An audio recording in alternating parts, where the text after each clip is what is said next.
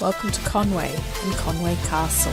This is the prison tower in Conwy Castle. It holds a sculpture by Reuben Anon. It is a mound of weaponry and armour. On top of it rests Llewellyn's coronet and sword. The work is called Taliath Llewellyn's coronet, and represents the burning spirit of the Welsh people as the sculpture rises up from the darkness of the dungeon. Llewellyn's coronet was a lost treasure of Welsh history. It was said that he left the coronet with the monks at Cymer Abbey for safekeeping at the start of his final campaign in 1282. He was killed later that year, and it was seized alongside other holy artefacts in 1284. Edward I divided the Welsh territory into English-style counties, and Conwy was designed to be a county town. This is the River Conwy looking out towards Deganwy and Llandudno. Please forgive me if my pronunciations are wrong. I'm not very good at my Welsh.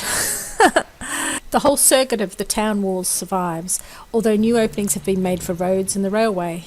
This is the southwest tower, and like the northwest tower, the constable and his family would have lived here. Looking straight ahead would have been the prison tower, and where Anthony is looking here would have been the lesser hall, the great hall, and the chapel. Ahead we would have had the bakehouse tower, and further up the king's tower. We're looking out now over the River Conwy. It's not hard to see why this location was chosen. The fenced-off hole that you see below you is where the well would have been. And as we pan up, you can see the market town of Conwy with the city walls along the back there. The walls are 1.3 kilometres long, with 21 towers roughly 46 metres apart. There are 3 defended gates and a row of 12 latrines. I have a rubbish sense of direction, but if it is correct, and I'm looking the right way, we have the northwest and southwest towers in front of us, with the prison tower to our left. I think, if I'm right, we might be standing on the bakehouse tower with the king's tower behind us. I'm not completely sure, but I think this square bit that you can see to the bottom right might be the site of the granary, again with the well in the middle.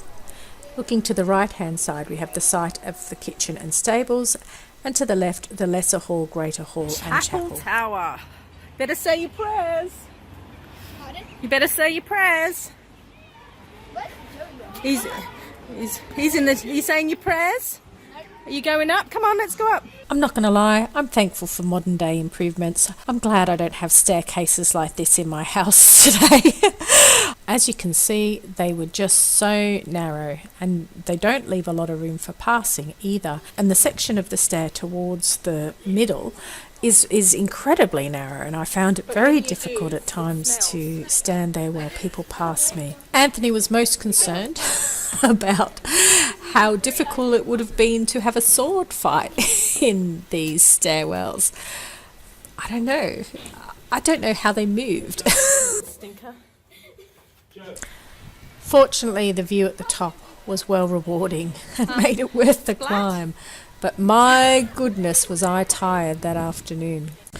It's really difficult to visit these castles without feeling a great deal of empathy for the Welsh people, what they had to suffer at the hands of English kings such as Edward I, who decided to claim Conwy and the Welsh countryside hereabouts for his own. Edward I personally oversaw the planning of the castle and the town in 1283, and the work was supervised by Master James of St George, one of the greatest military architects of his day.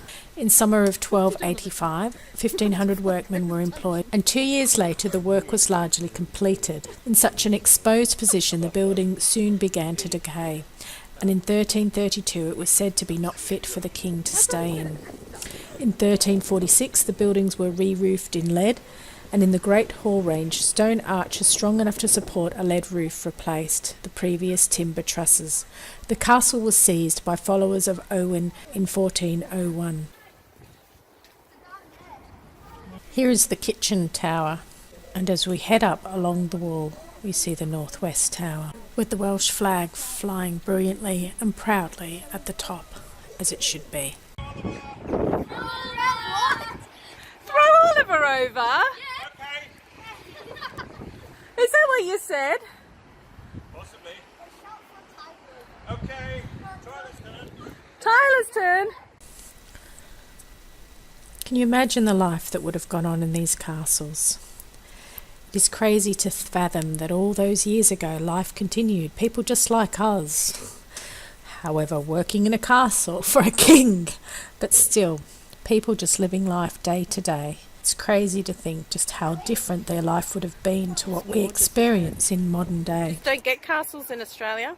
Do you not? No. So these are proper. You can actually have a proper sword fight. Yeah. Did you notice those stairs went the wrong way on one of the other ones? Maybe they weren't the ones you'd have a sword fight on. Here, it seems creepy. Maybe there was like a left-handed king and it was his special one. What's a king? Seems creepy.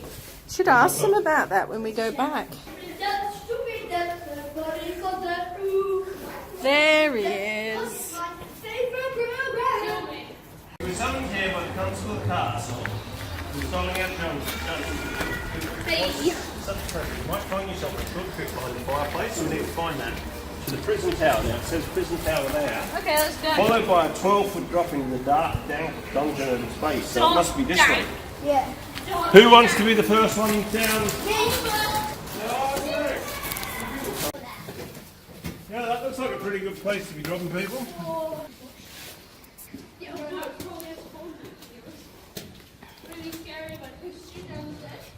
Because it's a prison tower, there's a massive hole. Because it's a prison tower, there's a massive... I believe we're looking out here where the chapel, the Great Hall and the Lesser Hall would have been. I love the fact that you can still see the structure that the rooms would have taken.